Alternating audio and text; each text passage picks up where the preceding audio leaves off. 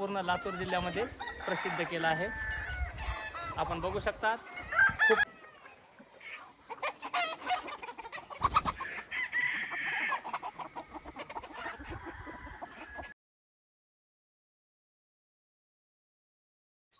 20,000 गावरान कोंबड्याच्या कॅपॅसिटीचं गावरान poultry form पाहण्यासाठी आज आपण हलकी या गावात आलो.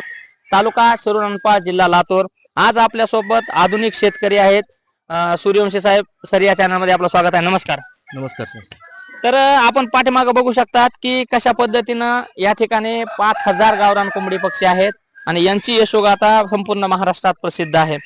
सर, प्रेक्षकांना आपला परिचय सांगा. माझं नाव विलास रावण सूर्यवंशी, राहणार हटकी, तालुका शिरूरनपाळ, जिल्हा लातूर. ठीक आहे सर. तर कधीपासून सुरुवात केली सर याची? आता मला 2 वर्ष पूर्ण झालेले आहेत. 2 वर्ष पूर्ण झाले. तर आपण बघू शकतात पाठीमाग असे जवळपास छोटे शेड 1, 2, 3, 4 आणि त्यानंतर मोठं शेड त्या ठिकाणी आहे. आपण संपूर्ण व्ह्यू बघू शकतात. कशी संकल्पना आली तुम्हाला की आपण गावरान कोंबडी पालन करायला पाहिजे, याच्यात परवडेल का, सक्सेस होईल का? कारण आज आपण शेतीला हा जोडधंदा म्हणून आपण हा पर्याय निवडलेला आहे आणि त्यातून शेती बरोबरच आपण हे एक व्यवसाय करण्याची आपण संधी उपलब्ध केलेली आहे. बरोबर आहे. आणि गावरान कोंबडी पालन परवडेल का नाही असं सुरुवातीला तुम्हाला भीती वगैरे काय वाटली नाही का? एवढी मोठ्या संख्येमध्ये आपण कसं सुरुवात करावी? सुरुवातीला आपल्याला वाटलं की आपल्याला मनामध्ये धाकधूक होते. नंतर आपल्याला जसं जसं आपल्याला अनुभव येत गेला तसं त्याच्यानंतर आपल्याला भीती बाळगण्याचं काही कारण नाही. आणि हे आता एकदम परवडेबल असा परवडतंय म्हणायला. परवडत. बर बर, ठीक आहे. तर आता सध्या हे पूर्ण किती एकर क्षेत्रामध्ये आहे आपलं हे सगळं? आता आपला शेड हा 2 एकर मध्ये आहे. 2 एकर क्षेत्रात आहे. 2 एकर क्षेत्रामध्ये आहे आणि आपण अर्धा एकर मेथी घास पक्षासाठी लावलेला आहे. बरं, अर्धा एकर मेथी घास पक्षासाठी. तर आता हे प्युअर गावरान आहे का कोणते जात आहे? डीपी क्रॉस आहे? आपलं प्युअर गावरान मध्ये आहे. बर, प्युअर गावरान. सुरुवातीला आपण किती रुपयाला एक पक्षी आणला होता? आपण सुरुवातीला लहान पिल्ले आणले होते. आपण 150 रुपयाला एक नग आणलेला होता. आपण 150 रुपयाला एक ना. किती दिवसाचा होता तो? 1 महिन्याचा होता. 1 महिन्याचा. आणि कुठं उपलब्ध झाले होते हे आपल्याला? आपण पुण्यावरून आणले होते. पुण्यावरून आणलेले का?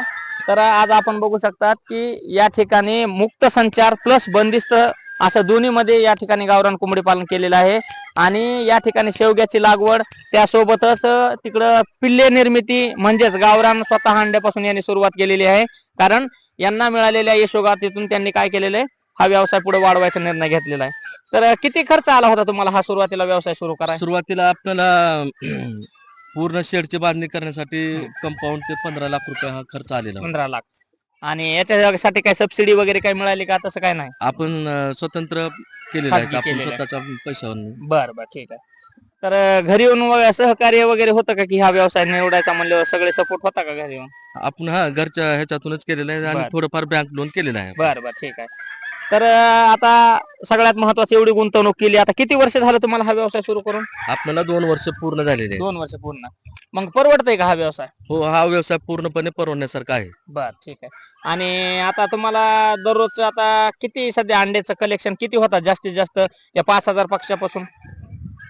आता सध्या कमीत कमीत आपल्याला थंडीच्या दिवसामध्ये आता 1,500 अंडे पडतात आता सध्या. बर बर, ठीक आहे. आता टोटल संख्या सध्याला किती आहे? काही विकलेत पण म्हणलात ना? आता आपण आता सध्याला आहे 5,000 संख्या आहे. 5,000च्या जवळपास आणि त्याच्यातून आपण विक्री केलेली आहे. बर बर, ठीक आहे. आता नगावर विकता इथून का किलोवर विकताय? आपण नगावर देतो. आपण नगावर का?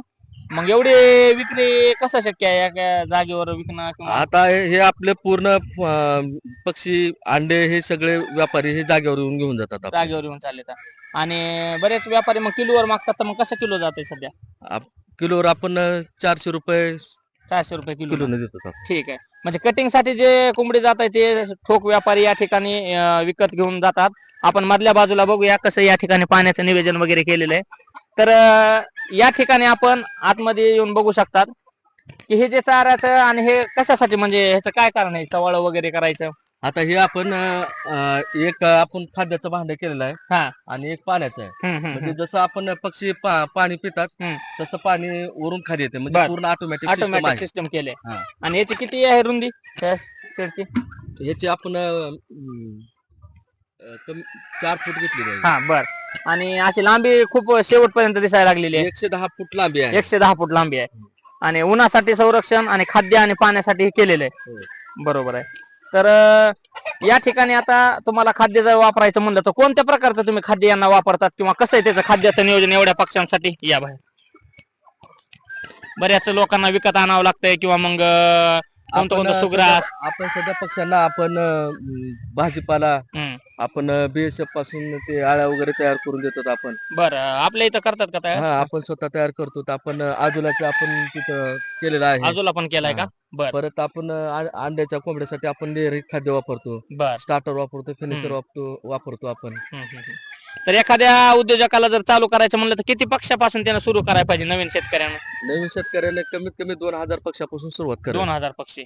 आणि बऱ्याच जणांचं असं म्हणणं आहे ज्यांचं अपयश आलेलं आहे किंवा ज्यांना परवडलं नाही तर एवढं गावरान कोंबडी पालन म्हणजे शक्य होत नाही. मग कशामुळं अपयश येतं किंवा सक्सेस होत नाही? अपयश येण्याचं कारण म्हणजे मॅनेजमेंट महत्वाचं आहे. मॅनेजमेंट. त्याला विक्रीला तेवढं मार्केट उपलब्ध होत नाही. गावरान पक्षाला खूप सारं मार्केट आहे. 12 महिने मार्केट. 12 महिने मार्केट आहे. लोक इथं फार्मवरती आपल्या इथं शोधत येतात. बरोबर आहे. तर खरंच 12 महिने मार्केट आहे. आणि आपल्याला यांनी सांगितलं की एक नग जर समजा चांगला कोंबडा जर असेल तर 1200 पर्यंत सुद्धा जाऊ शकतो, 1100 पर्यंत सुद्धा जाते. आणि स्वतः शेतकरी हा फार्म प्रसिद्ध असल्यामुळं इथं शोधत येतात आणि माहिती घेतात. तर महिना जर काढायचा म्हणलं आपल्याला इन्कम तर एक अंदाजे किती महिना पडतोय समजा आपल्याला ह्या व्यवसायापासून? आता उदाहरणामध्ये आपण जर समजा 400 अंडे पकडले आपण. हा हा हा. 400 अंड्या मागे आपण जर 15 जर एक अंडा आपण 15 रुपये जाते का? 15 रुपयाने इथून 500 दररोज अंडे तेवढे खात्रीशीर निघतात म्हणायचं. जास्त निघतात आपल्याकडे. जास्त मी एक तुम्हाला एक उदाहरण सांगितलं म्हणजे अंड्याच्या कलेक्शन वरून तुमचं इन्कम चालू राहतंय म्हणायचं. ठीक आहे. आणि त्याच्यामध्ये आपण नर विक्री वेगळीच. बर बर. आणि परत आपण जे काय पक्षाची जे विष्ठा आहे ते पण शेतकरी इथं येऊनच घेऊन जातात. बर बर. ठीक आहे. तर आपण बघू शकतात आता पुढच्या बाजूला जाऊन आपण यांची खताची विक्री सुद्धा आहे. तर खताची मागणी आहे का तेवढी? स्वतः कशी आहे खत विक्रीची? आता आसपास आपल्या शेतकरी जे आहेत ते ऊस उत्पादनासाठी वापरतात. आणि प्रत्येक म्हणजे शेतीसाठी उत्पन्न जास्त वाढीसाठी आपण शेतकरी लोक इथं आपल्या शेड मधला खात घेऊन जातात. आणि किती रुपयाला त्याचं पोतं किंवा गोणी विकते? आपल्याकडून 250-300. बघा असं जवळपास कोंबड्यांचं जे खत आहे निर्माण झालेलं तर ऊसाच्या पिकासाठी खूप मोठी मागणी आहे. आणि कमीत कमी 200 ते जास्तीत जास्त 250-300 पर्यंत काय झालेली आहे त्याची मागणी वाढलेली आहे. आणि किती निघत आहे खत आपला समजा किती दिवसांना काढतात? कसं असतं ते? 15 दिवसाला कमीत कमीत आपण 150 पोते आपण खात काढतो. आपण काय म्हणतात 150 पोते 15 दिवसाला निघतात? आणि मग त्याची विक्री कशी पोत्यावरच होते का असं ट्रॉलीवर होते? आपण 50 किलोच्या बॅगवर. बरं बरं. ठीक आहे. मग त्याचा पण वेगळाच इन्कम आहे तुमचा. मग तुमचा आता हे सगळा खर्च वगैरे निघाला का? आणखी नाही म्हणायचं. नाही, चालूच आहे प्रयत्न करायला. ठीक आहे. मग एवढी मोठी गुंतवणूक आहे 15 लाख. आता एवढं विक्री पक्षी मग पक्षी विकायला किंवा मार्केटिंग करायला अडचण वगैरे काही येते का? नाही, कसलीच अडचण नाही. आता एवढे विकणार आहे तुम्हाला ताण घ्यायचं नाही. आता समजा त्याचं वय वाढलं तर वजन कमी होईल ना का? नाही नाही, गावरान पक्षी हा 1.5 किलोच्या पुढे जातच नाही. बरं बरं. ठीक आहे. फक्त त्याचं आता अंडे उत्पादन चालू आहे तुमचं. चालतंय. ठीक आहे. तर आपण पुढच्या भागामध्ये बघूया की कसं त्यांचं चाऱ्याच्यासाठी त्यांनी आझोला लागवड केलेली आहे किंवा मग मेथी घास लागवड केलेली आहे.